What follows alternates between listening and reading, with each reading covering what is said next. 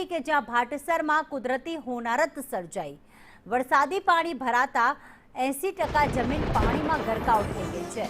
છેલ્લા 10 વર્ષથી અહીંયા ભાટસર ગામમાં દર વર્ષે જળબંબાકાર થાય છે અને પાક બળીને ખાક થઈ જાય છે। કપાસ છે, અડદ છે અને તુવેરનો પાક અત્યારે નિષ્ફળ નીવડ્યો છે।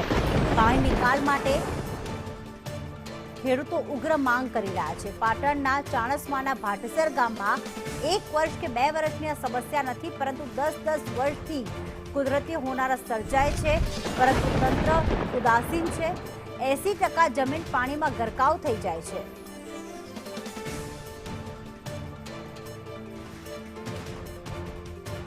અમારા ગામમાં છેલ્લા 10 વર્ષથી આખા ગામની 700 વીઘા જમીનમાં પાણીનો ત્રાસ છે।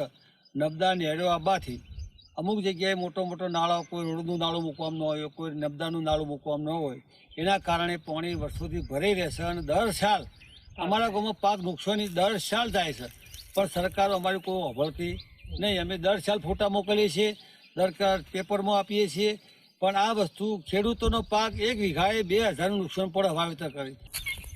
વરસાદ વધારે વરસો તો હેક્ટરની જમીનના કારણે અમારા પાણી ભરાઈ જાય છે અને આ બાજુના વિસ્તારમાં રોડ પડવાથી અમારા આ પાણી થોડું વધારે પડવાનું નાળું મૂક્યું નહીં, એના કારણે અમારા જે આ મોટો છે 200-400 વીઘાનો એમાં પાણી ભરાયું છે અને આવે છે સાહેબ મોટાભાગનું બહારથી આવે છે મોટું પાણી।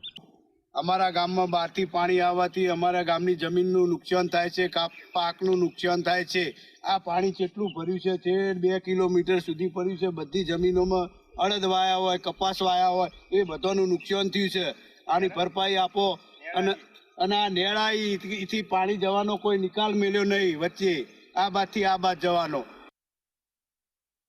વધુ અપડેટ સાથે વિષ્ણુ ઠાકોર જોડાઈ ગયા છે। વિષ્ણુ, જે પ્રમાણે ખેડૂતો ફરિયાદ કરી રહ્યા છે, 10-10 વર્ષથી આ સમસ્યા છે, કેટલું નુકસાન થઈ રહ્યું છે અને આખરે આ પાણી આવે છે ક્યાંથી?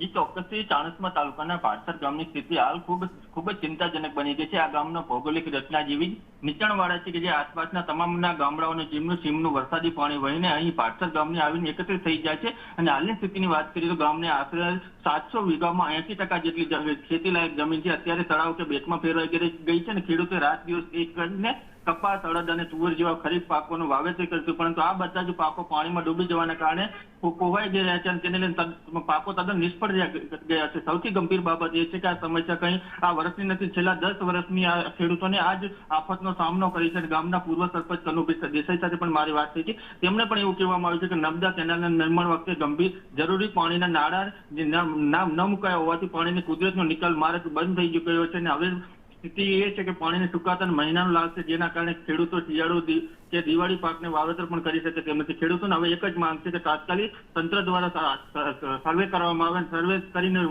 પાક નુકસાન વળતર ચૂકવવામાં આવે। બિલકુલ, આભાર વિષ્ણુ તમામ વિગતો માટે।